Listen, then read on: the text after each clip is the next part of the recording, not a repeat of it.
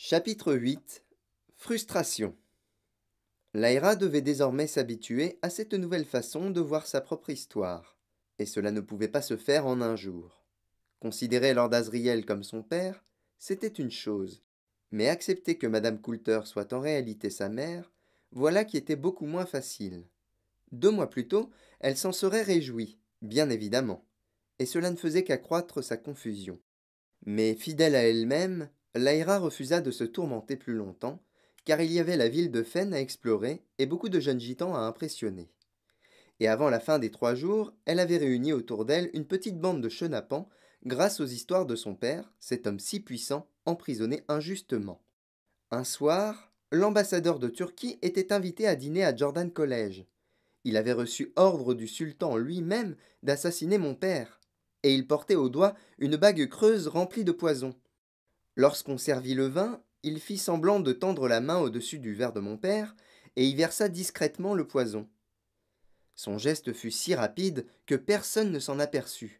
Mais c'était quoi comme poison demanda une fillette au fin visage. Un poison provenant d'un serpent turc très spécial, inventa Lyra. Il le capture en jouant de la flûte pour l'attirer, il lui jette ensuite une éponge imbibée de miel, et quand le serpent mord dedans, il ne peut plus en arracher ses crocs, alors ils le maintiennent et récoltent le venin. Bref, mon père avait vu le geste du Turc, alors il dit Messieurs, j'aimerais porter un toast à l'amitié entre Jordan College et le collège d'Izimir, collège auquel appartenait l'ambassadeur turc. Et en signe de cette amitié, dit-il, nous allons échanger nos verres de vin. L'ambassadeur était coincé car s'il refusait de boire, c'était une grave insulte. Mais d'un autre côté, il ne pouvait pas boire, car il savait que le vin était empoisonné. Il devint blême et s'évanouit. Quand il revint à lui, il était toujours assis à table et tout le monde avait les yeux fixés sur lui. Il était donc obligé d'avaler le poison ou de faire des aveux. Alors, qu'a-t-il choisi? Il a bu le vin. Il a mis plus de 5 minutes à mourir dans d'atroces souffrances. Tu l'as vu? Non, car aucune femme n'a le droit de s'asseoir à la grande table. Mais j'ai vu son cadavre ensuite, quand ils l'ont emporté. Il avait la peau toute ridée, comme une vieille pomme, et les yeux lui sortaient de la tête. En fait, ils ont même été obligés de les renfoncer dans les orbites. Pendant ce temps, dans toute la région des Fens, la police frappait aux portes des maisons, fouillait les greniers et les appentis, examinait les papiers et interrogeait quiconque affirmait avoir vu une fillette blonde. À Oxford, les recherches furent encore plus acharnées. Jordan College fut dépouillé de fond en comble, du débarras le plus poussiéreux à la cave la plus sombre, tout comme les collèges Gabriel et Saint-Michael, jusqu'à ce que les directeurs émettent une protestation commune en réaffirmant leurs droits ancestraux. Si un écho de ces recherches parvenait jusqu'à Lyra, c'était uniquement par le vrombissement quasi incessant des moteurs à gaz des engins aériens qui sillonnaient le ciel. On ne les voyait pas à cause des nuages bas, et le règlement aéronautique les obligeait à respecter une certaine altitude au-dessus des fens. Mais comment savoir quels diaboliques instruments d'observation ils transportaient à bord? Mieux valait se mettre à couvert dès qu'elle les entendait, ou bien mettre sur sa tête son chapeau ciré pour masquer sa chevelure claire trop voyante. Lyra interrogea longuement Macosta sur l'histoire de sa naissance. Elle tissa ensuite tous les détails sous la forme d'une grande tapisserie mentale encore plus précise, plus vivante que tous les récits qu'elle inventait. Et elle revivait sans cesse la fuite du cottage, la dissimulation à l'intérieur de la penderie, les propos violents des 2 hommes et le duel, le fracas des épées. Les épées! Grand Dieu, tu rêves, ma fille! S'exclama Macosta. Monsieur Coulter avait une arme à feu. Lord Asriel l'a obligé à le lâcher en lui frappant la main. Et il l'a expédié au tapis d'un seul coup de poing. Ensuite, il y a eu 2 coups de feu. Ça m'étonne que tu ne t'en souviennes pas, même si tu étais petite. Le premier coup a été tiré par Edward Coulter, qui a récupéré son arme et ouvert le feu, et le second par Lord Asriel, qui la lui a arraché une deuxième fois et l'a retourné contre lui. Il lui a tiré une balle entre les 2 yeux. La cervelle a jailli et ensuite, sans perdre son sang-froid, il a dit « Sortez de là, Madame Costa, avec l'enfant, car vous braillez à tue-tête, ton démon et toi. » Il t'a alors fait sauter dans ses bras et t'a assise sur ses épaules, en marchant de long en large. Heureux comme tout, pendant que le mort gisait à ses pieds. Il a même réclamé du vin et m'a demandé de nettoyer par terre. Après avoir écouté cette histoire pour la 4e fois, Lyra était désormais convaincue de s'en souvenir parfaitement. Elle pouvait même indiquer la couleur de la veste de M. Coulter et décrire les manteaux, les fourrures suspendues dans la penderie. Macosta ne put s'empêcher de rire.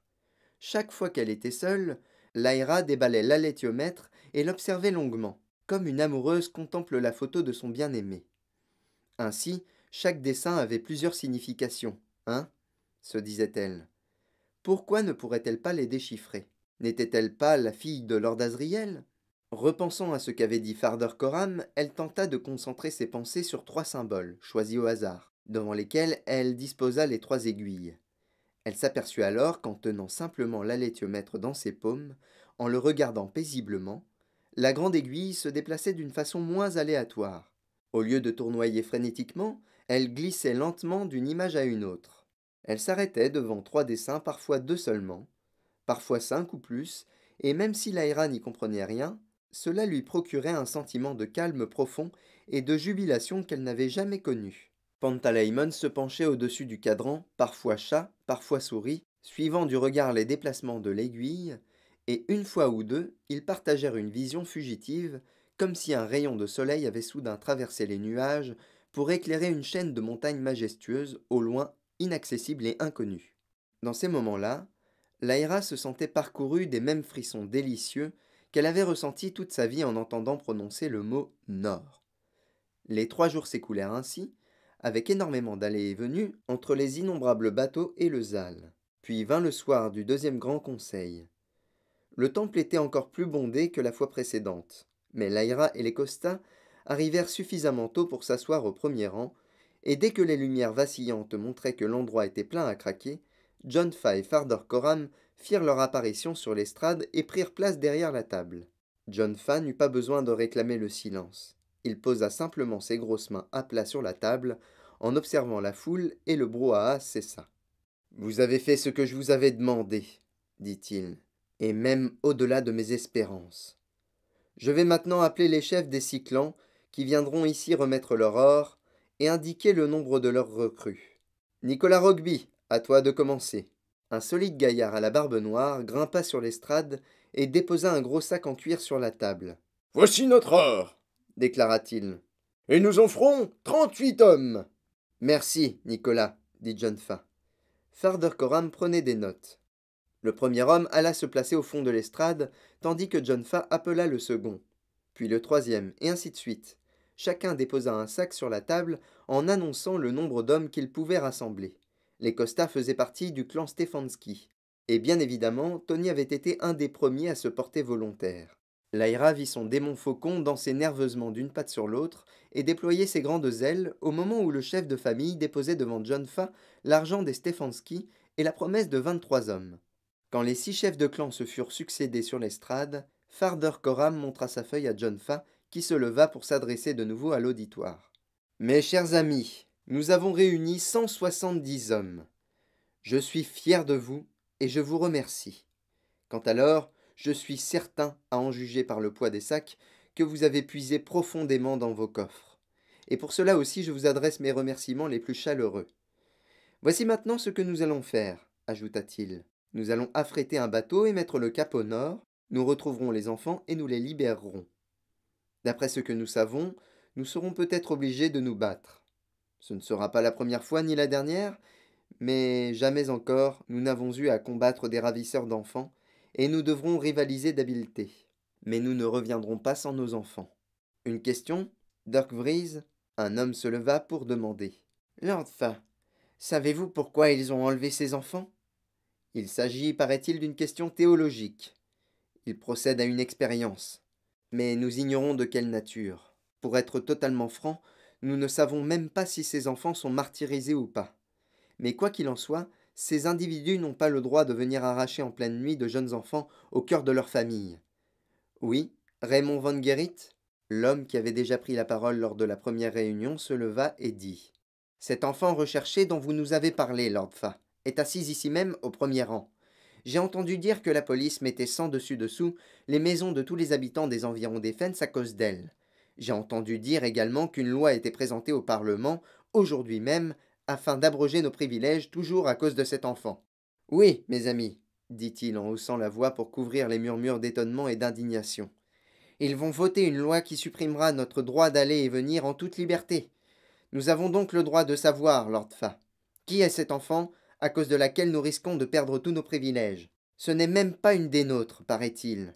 Comment une enfant des terres peut-elle nous faire courir un si grave danger? Lyra leva les yeux vers la silhouette imposante de John Fa. Son cœur battait si violemment qu'elle entendit à peine les premiers mots de sa réponse. Vide ton sac, Raymond. Ne sois pas timide. Tu voudrais qu'on livre cet enfant à ceux qui la pourchassent, c'est cela? L'homme resta debout, la mine renfrognée, sans rien dire. Peut-être que oui, peut-être que non, reprit John Fa. Mais si un homme ou une femme a besoin d'une raison pour faire le bien, réfléchis à ceci. Cet enfant est la fille de Lord Asriel. Pour ceux qui l'auraient oublié, c'est Lord Asriel qui est intervenu auprès des Turcs pour sauver la vie de Sam Brockman. C'est Lord Asriel qui a autorisé nos bateaux à emprunter les canaux qui traversent sa propriété. C'est Lord Asriel qui a combattu la loi sur les voies navigables au Parlement, pour notre plus grand intérêt. Et enfin, c'est Lord Asriel qui a lutté nuit et jour pendant les terribles inondations de 53, n'hésitant pas à plonger 2 fois dans l'eau pour sauver les jeunes Rudd et Nelly Koopman. Tu as oublié, Raymond? Honte à toi! Honte à toi! Aujourd'hui, Lord Asriel est retenu prisonnier dans les régions les plus froides et les plus sombres du globe, enfermé dans la forteresse de Svalbard. Ai-je besoin de vous décrire les créatures qui le surveillent? La fille de cet homme est sous notre protection, et Raymond Van Guerit voudrait qu'on la livre aux autorités en échange d'un peu de paix et de tranquillité. C'est bien cela, Raymond? Lève-toi et réponds! Raymond Van Guerit s'était recroquevillé sur son siège, et rien n'aurait pu le faire se lever. Un murmure de désapprobation parcourut l'immense assemblée, et Lyra ressentit la honte que lui-même devait éprouver à cet instant, ainsi qu'un vif sentiment de fierté en pensant à la bravoure de son père. John Fa se retourna vers les autres hommes réunis sur l'estrade. Nicolas Rogby, je te charge de trouver un navire, et c'est toi qui le commanderas quand nous prendrons la mer. Adam Stefanski, je veux que tu t'occupes des armes et des munitions. Tu dirigeras les combats. Roger Van Poppel, tu seras responsable de l'approvisionnement aussi bien en nourriture qu'en vêtements chauds. Simon Hartmann, je te nomme trésorier. À toi de gérer au mieux notre or. Benjamin de Ruyter, je te charge des missions de renseignement. Il y a un tas de choses que nous devons découvrir. À toi de te débrouiller. Tu feras tes rapports à Fardor Coram. Michael Canzona, tu devras coordonner le travail des 4 premiers chefs de clan, et tu me feras des rapports. Tu seras aussi mon second, et si je meurs, c'est toi qui assureras le commandement à ma place. Voilà, j'ai pris des dispositions conformément à l'usage, et si quiconque parmi vous, homme ou femme, souhaite émettre une objection, qu'il n'hésite pas à le faire. Après quelques secondes d'hésitation, une femme se leva. Lord Fa, vous n'avez pas l'intention d'emmener des femmes dans cette expédition pour s'occuper des enfants une fois que vous les aurez retrouvés? Non, Nell, nous manquerons déjà de place. En outre, tous les enfants que nous libérerons seront forcément mieux traités entre nos mains qu'ils ne l'étaient avant notre arrivée. Mais supposons que pour les libérer, vous ayez besoin de femmes déguisées en gardiennes, en infirmières ou en je ne sais quoi. Oui, je n'avais pas pensé à cela, avoua John Fa. Nous examinerons attentivement cette question quand nous nous retirerons dans la salle de réunion. Je te le promets. Un homme se leva. Lord Fa, je vous ai entendu dire que Lord Asriel était retenu prisonnier. Sa libération fait-elle partie de votre plan? Car dans ce cas, s'il est entre les griffes des ours, comme vous semblez le penser, 170 hommes ne suffiront pas. Et même si Lord Asriel est effectivement notre ami, rien ne vous oblige, me semble-t-il, à aller jusque-là. Ce que tu dis est juste, Adrian Brax. Mon intention était que l'on garde les yeux ouverts et l'oreille dressée pour essayer de glaner des informations durant notre séjour dans le Nord. Peut-être pourrons-nous faire quelque chose pour lui venir en aide. Peut-être pas. Mais vous pouvez me faire confiance pour que je n'utilise pas votre contribution financière et humaine dans un but autre que celui exposé, à savoir retrouver les enfants et les ramener à la maison. Une autre femme se leva. Lord Fa, nous ignorons ce que les enfourneurs ont fait à notre enfant. Nous avons tous entendu des rumeurs et des histoires effrayantes. Nous avons entendu parler d'enfants décapités, d'enfants coupés en deux, puis recousus, et d'autres ignominies encore, trop affreuses pour qu'on les évoque.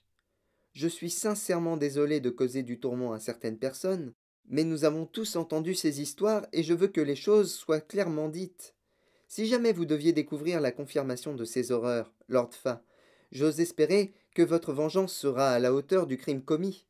J'espère que vous ne laisserez aucune considération de pitié ou de clémence retenir votre bras et vous empêcher de frapper fort, de porter un coup mortel au cœur de cette vilainie diabolique. En disant cela, je suis sûr de parler au nom de toutes les mères dont l'enfant a été capturé par les enfourneurs.